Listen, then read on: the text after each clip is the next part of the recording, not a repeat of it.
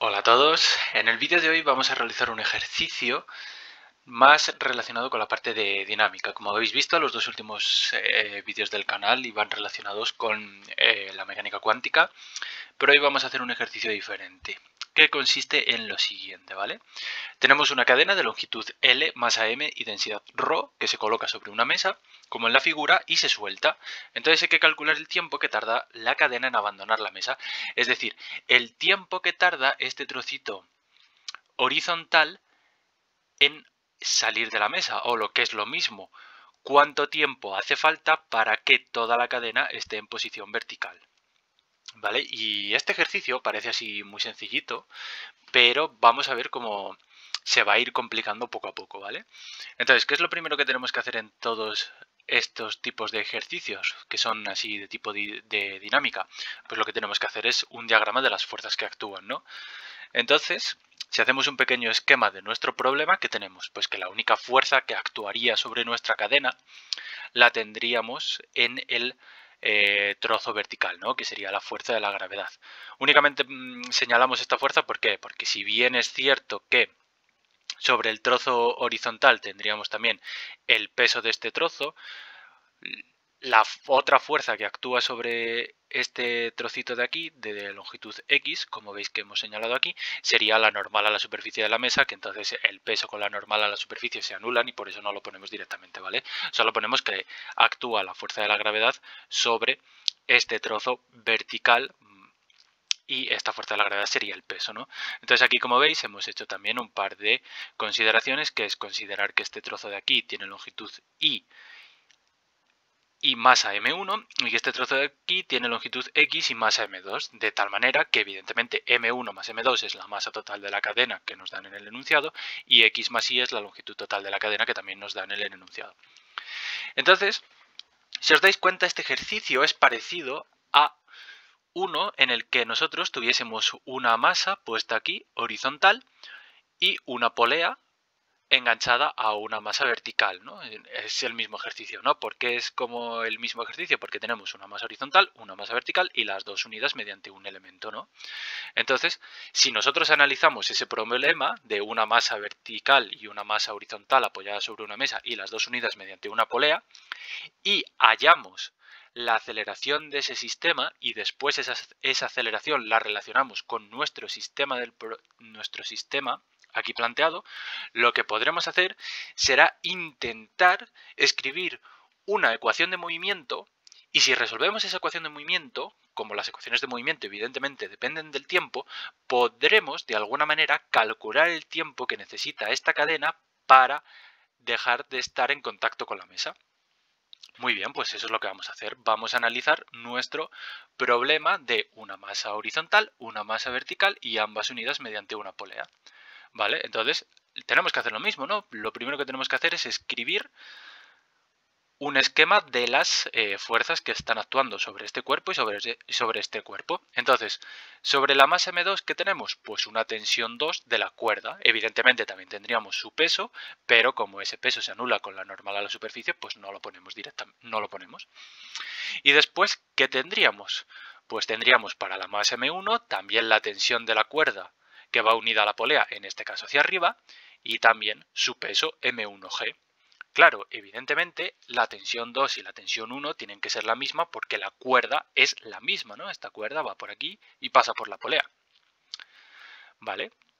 Entonces lo que debemos hacer ahora, como en todo este tipo de ejercicios de poleas o de dinámica, es escribir la ecuación que cumple cada uno de estos dos objetos, M2 y M1. Entonces, para M1, ¿qué tendremos? Pues tenemos que, si nosotros tomamos el criterio de signos como positivo hacia arriba, negativo hacia abajo, tenemos que T menos M1G, ¿vale? Las fuerzas, el sumatorio de las fuerzas, tiene que ser igual a menos M1 por A, la masa por la aceleración. ¿Por qué ponemos menos?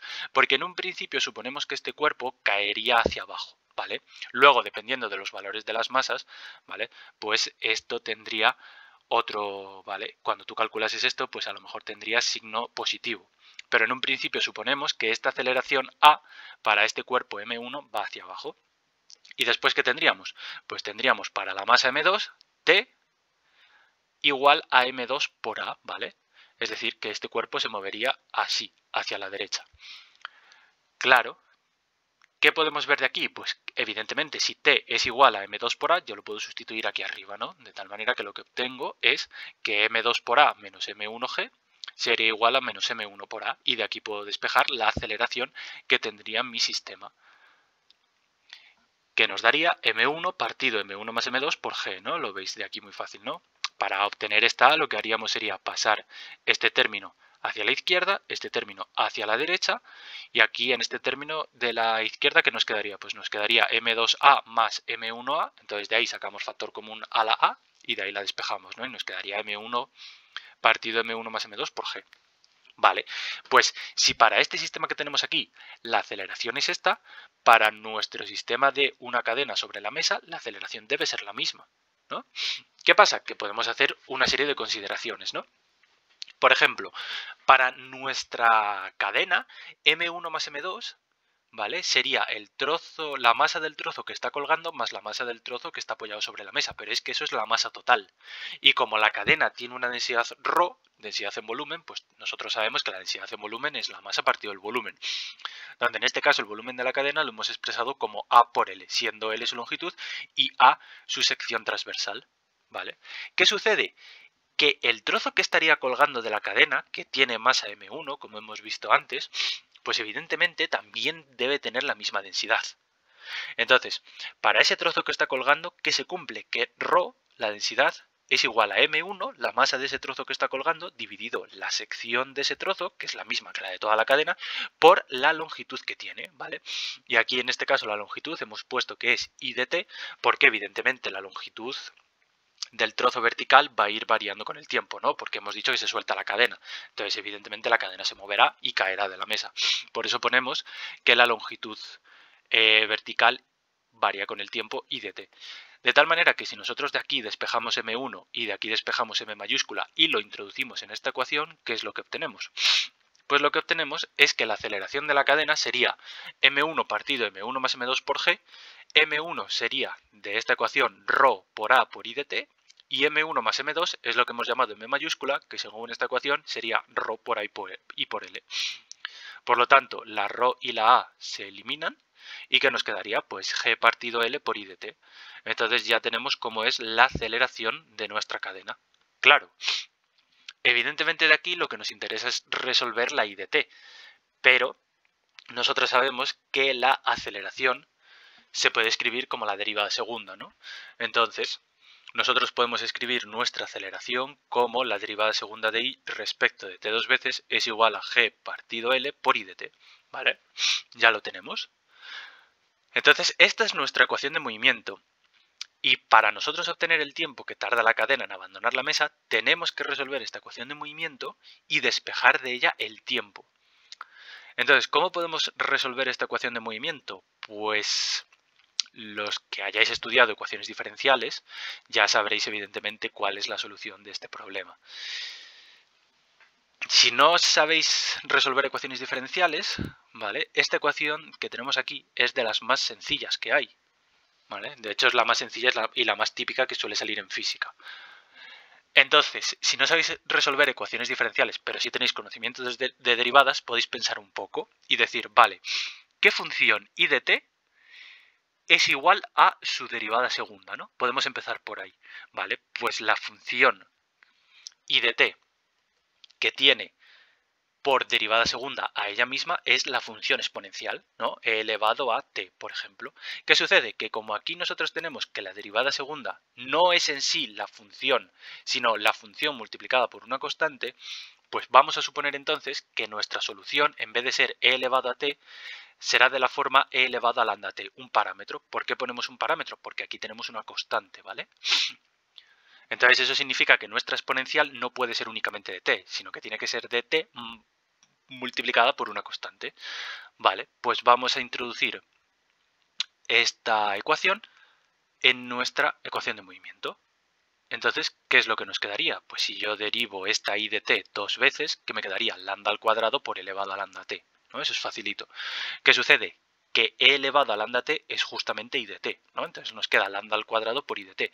Y recordemos que esta derivada segunda tiene que ser igual a g partido L por i de t, porque es lo que hemos obtenido antes, ¿vale? Entonces de aquí, ¿qué es lo que vemos? Pues vemos que lambda al cuadrado tiene que ser igual a g partido por L. Es decir, que lambda tiene que ser igual a más menos la raíz de g partido por L. ¿Esto qué significa?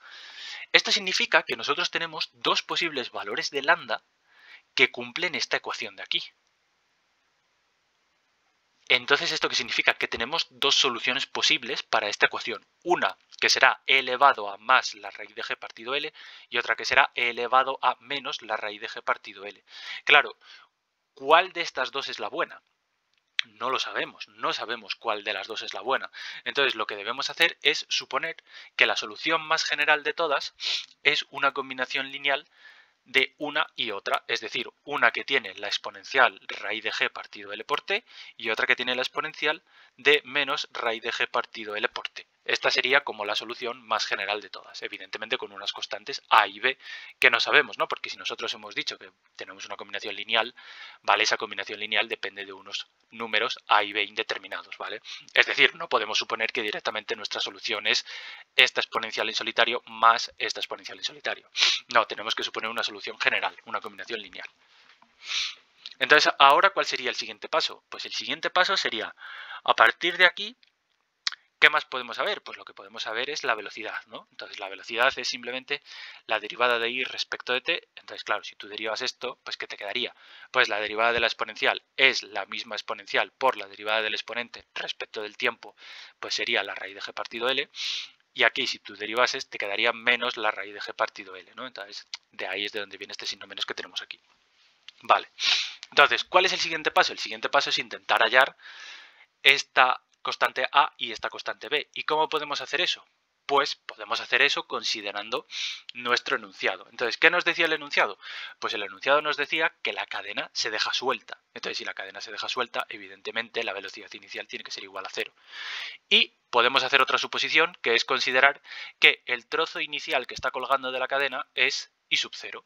De tal manera que a tiempo t igual a 0 tenemos dos condiciones, ¿no? I de 0 igual a i sub 0 y v de 0 igual a 0. Entonces, si nosotros sustituimos t igual a 0 en esta ecuación y en esta ecuación, podremos obtener un sistema de dos ecuaciones con dos incógnitas, cuyas incógnitas serán la a y la b. Pues eso es lo que hacemos. Entonces, si yo sustituyo t igual a 0 aquí arriba, ¿qué obtengo? Pues i de 0 es i sub 0. Y ahora a por e elevado a 0 sería a, más b por e elevado a 0 sería b. Y aquí, ¿qué nos quedaría? Nos quedaría v de 0 sería igual a 0. Y aquí nos quedaría, en este paréntesis, a menos b por la raíz de g partido L, que no la ponemos aquí directamente porque como esto va igualado a 0, como esto iría igualado a 0, pues nos podemos cargar este factor raíz de g partido L sin ningún problema. Entonces nos quedan estas dos ecuaciones de aquí. Y claro, ya claramente de aquí vemos que a es igual a b. Y entonces, evidentemente, si a es igual a b, pues en la ecuación de arriba, ¿qué sucede? Que i sub 0 tiene que ser igual a 2a. Es decir, que nuestra constante a es i sub 0 partido por 2.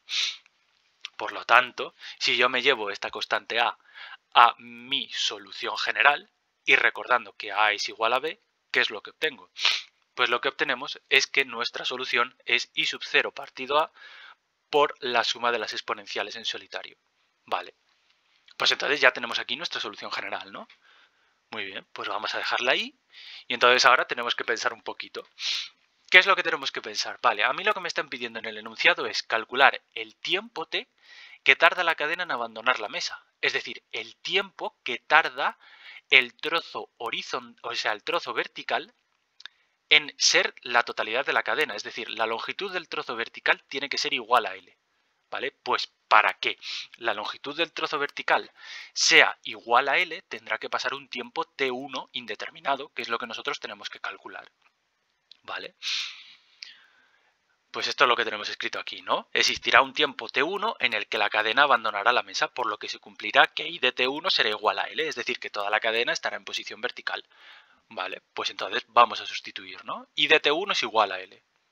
Entonces L es igual a i sub 0 por la suma de las exponenciales, donde en vez de tener tiempo t, pues tenemos tiempo t1.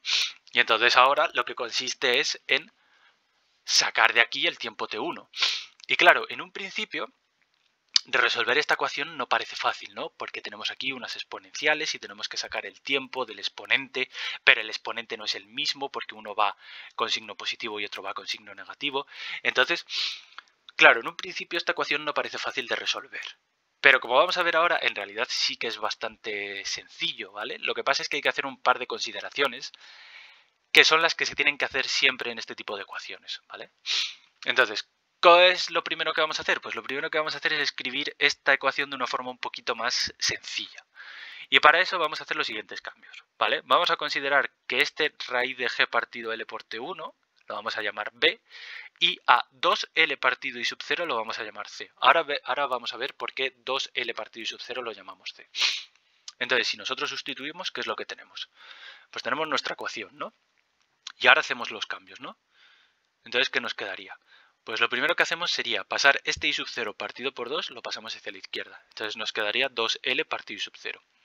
Y ahora, aquí en las exponenciales, pues este exponente es lo que hemos llamado B, y ahora este también sería B, solo que con signo negativo, ¿no? Entonces nos queda E elevado a B más E elevado a menos B. Este 2L partido I sub 0 es lo que hemos llamado C.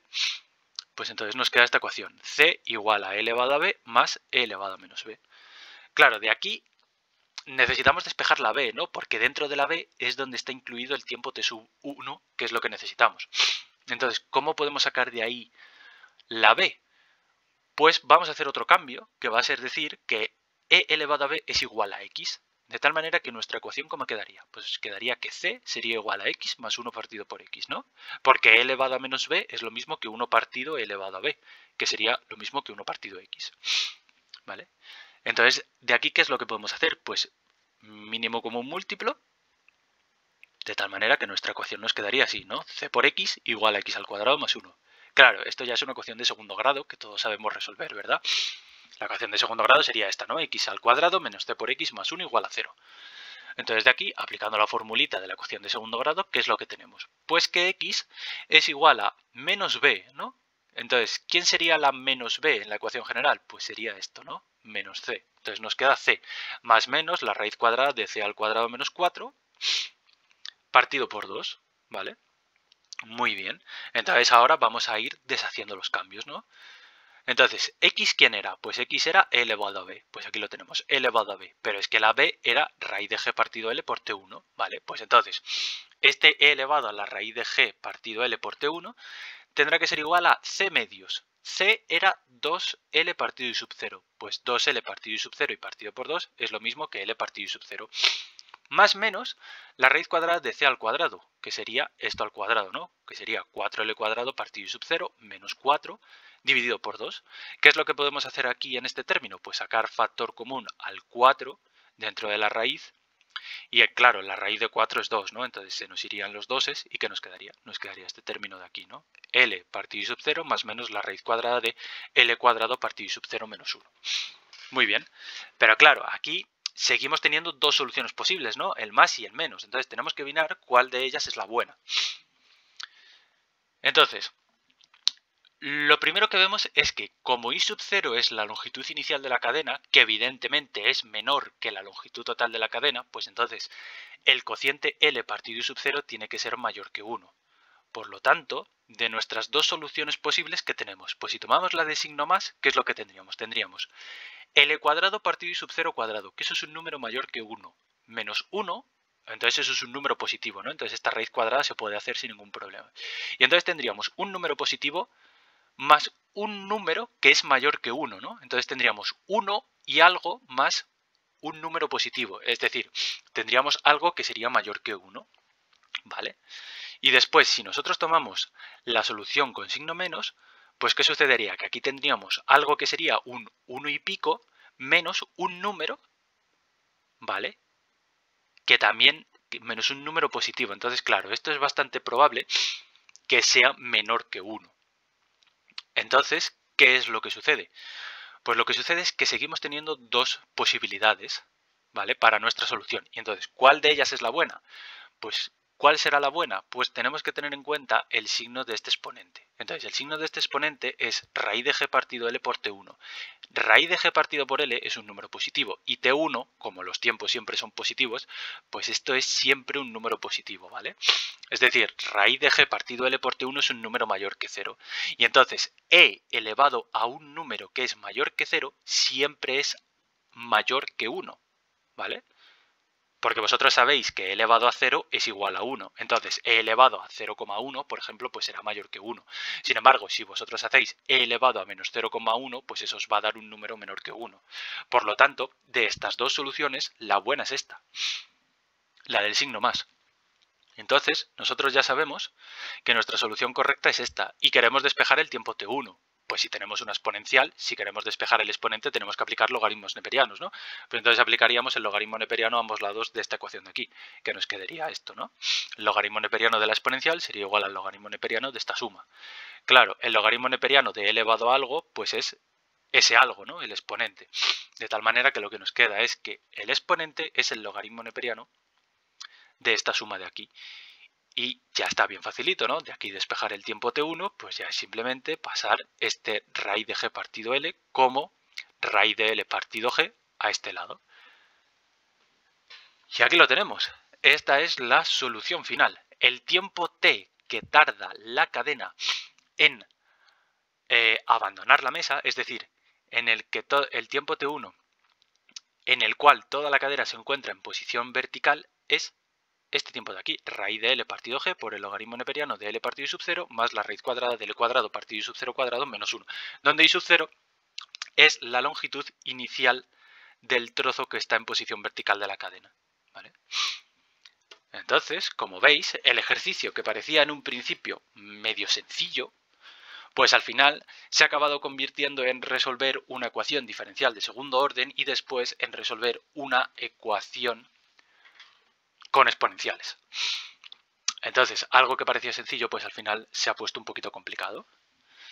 Entonces, nada, pues así es como se resuelve este problema, que es propio de grado universitario, de primero de carrera, primer cuatrimestre. Entonces, nada, hasta aquí el vídeo de hoy y nos vemos en la próxima.